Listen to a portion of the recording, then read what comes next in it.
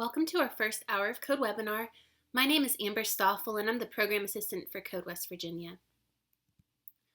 The objectives for today are to familiarize you with the available resources since they can be overwhelming and to help prepare you to facilitate your own Hour of Code.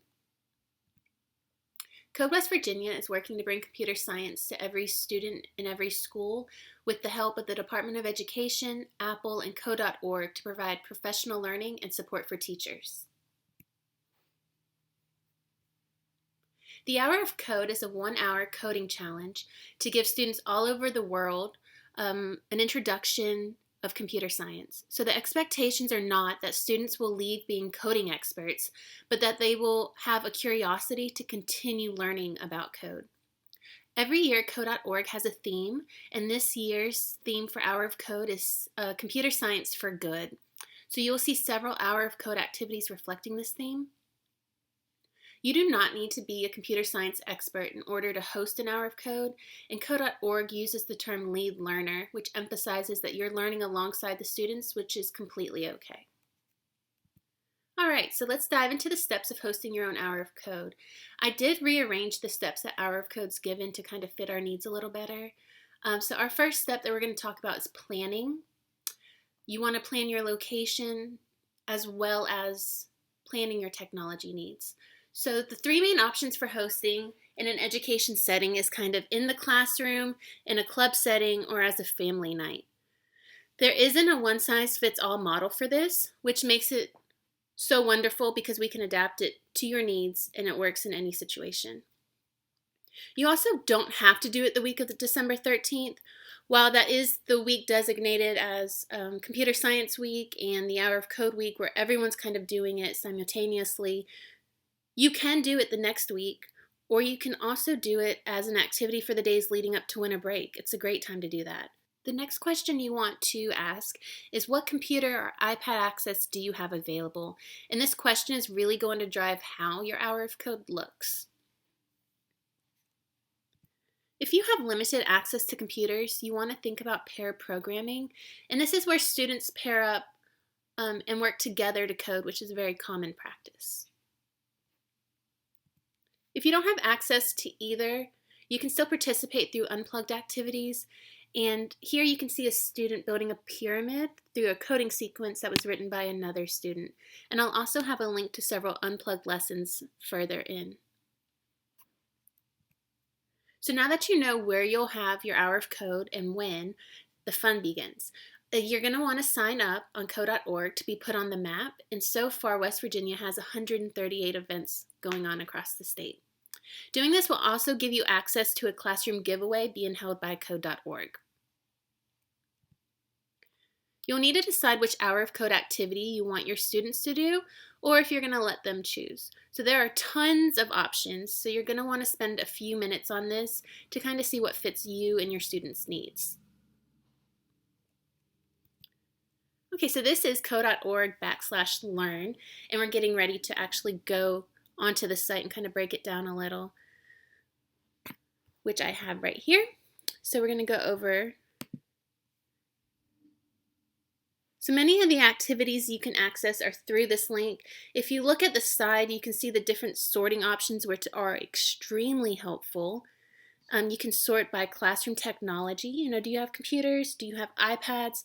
Is your internet not great? Or do you not have any computers or devices available? You can also search by topics if that's an interest to you.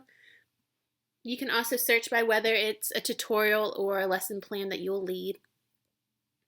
And then at the bottom, you can also sort by the language.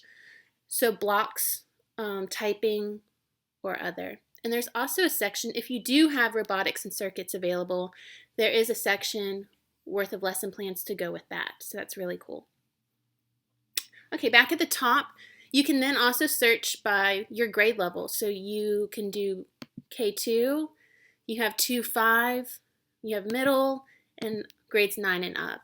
And then you also have a beginner level and a comfortable level based on your students. You'll also notice that many of these activities go across all the grade levels. Okay, so we're going to start in the pre-reader section, which is going to be normally pre-K to 2. I highly suggest using the FOOS and Codable. They both have options that don't require having to read, and students are able to grasp the content a little easier. So I do want to just kind of show you a few things with the FOOS specifically, because it can be a little tricky on how to get in to the site. And I almost suggest doing a whole group introduction and showing how to get to the web page, unless you already plan on having this set up, and then you don't have to worry about it. Okay, so once you click CodeSpark, which is the FOOS, instead of logging in, you're going to go up to where it says schools in the left-hand corner, and you're going to click students, and then you just want to go to Hour of Code. Okay, once we're in the FOOS, you're just going to click puzzles. You're going to go in, and then you're just dragging up the blocks. You can change which way the block goes, and then if you forget what to do and you start clicking around, they're going to notice it and they're going to tell you what to do. So then you click the little police officer, and you've just coded. All right, so moving on. I'm going to kind of clump 2 through 8 together, or 3 through 8, so you're going to notice they all overlap. I think both of these activities can be done across the spectrum of this, and I also think that you'll see that these options are also in the grades 9 and up. So the dance party is probably one of the most popular activities on code.org. They had this last year, and then they've now updated for this year because it was so popular. What students are going to do is they're going to code a dance for their sprite, and their sprite is just the character that's on their screen. They also have school-appropriate music that you can choose from. And so with code.org's Hour of Code tutorials, they do videos that walk you through it. So again, you could do the videos whole group if you don't have great internet in your school, or you can let your students watch it individually and let it go at their pace. And so the ages go from 4 to 21 up. So they give you, after the videos, they give you a set of instructions to do, and then they also have hints and help tutorials as you go through it. And if you can notice in the corner, you can pick your list of music. And again, these are all blocks. You're going to be building with blocks. So that's right here, that's dance party. Another one Google CS First has created is from Code Your Hero. And this one again has video tutorials along the way. This one though, you can add on different things. So based on your level of your student's level of experience, they could continue on and learn other things to do with their hero.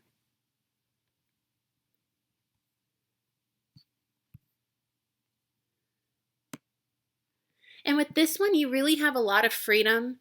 You could have your students have a storyline to go with it, or you could just let them explore and see what they create on their own. Okay, I'm going to just touch base with, where is it? VidCode's Code the News. I really liked this one. I actually did half the lesson myself. I'm not very familiar with JavaScript, and so I was actually able to learn JavaScript a little and build through it, and I thought the directions were very simple. This one does not have tutorial videos to walk you through it. You really have to pay attention to the directions, which are on the side, but it does walk you through everything. And in this one, what you're doing is you're building a newsreel video along with the storyline. And so for this one, you're actually writing out your code.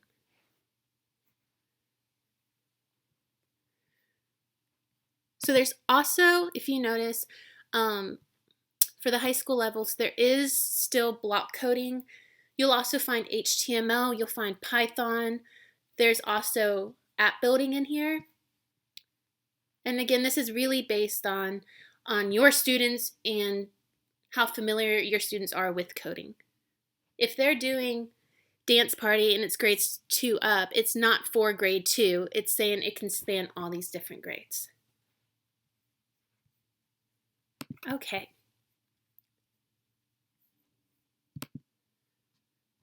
Let's see if we can get back.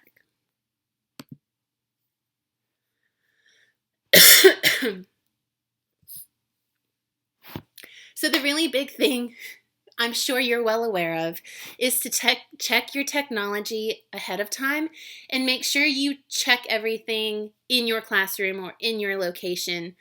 Make sure that your devices are good to go. Make sure that the videos stream in your classroom on those devices.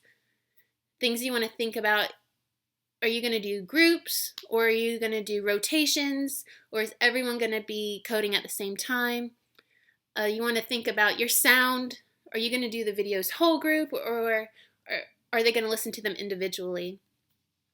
Also, there is an Hour of Code frequently asked questions that could help you troubleshoot, and there's also a teacher forum for the Hour of Code where you can ask other teachers questions.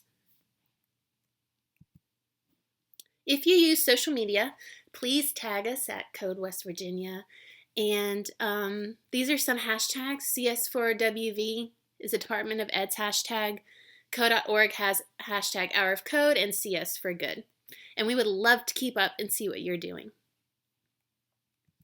So one last thing, I want to show you how to access the Hour of Code resources from Code West Virginia's webpage. And if you just go over all the way to the right to Hour of Code, if you go to the bottom, there's different links to get to the Hour of Code activities, and they're sorted out by the partner that created them. So the code will take you to the webpage we just kind of went through. Google CS First will take you to the superhero. Khan Academy is another great choice for my high school teachers, and they also have tutorials in there as well.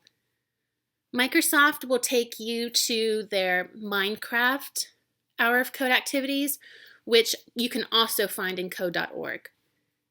And then for my Apple friends, this will actually take you to Swift Playground's Hour of Code Facilitator Guide. So that's also a great resource. Just one last thing here. These will take you to how-to pages that kind of gives you a little bit more information.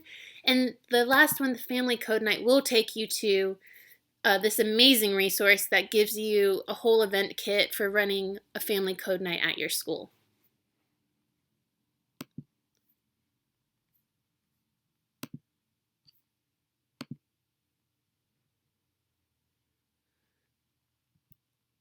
All right, so after you've completed your Hour Code, if you would please email Code West Virginia with a brief description of your event, along with when you did it, so kind of the details of it. And then we're going to follow back up with you and send your swag bag out.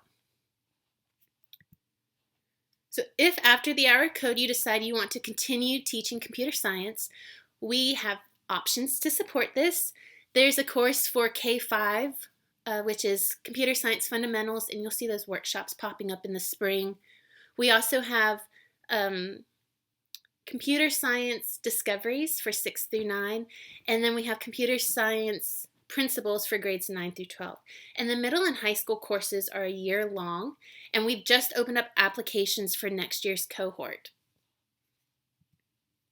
So if you have any questions at all, whether it's about Hour of Code or computer science in general, please feel free to reach out to me and I would be happy to help. I am the one responding to Code West Virginia emails, and so I would be happy to help in any way. And you can also give me a call if you need me. So happy coding, and I hope you have a fantastic Hour of Code.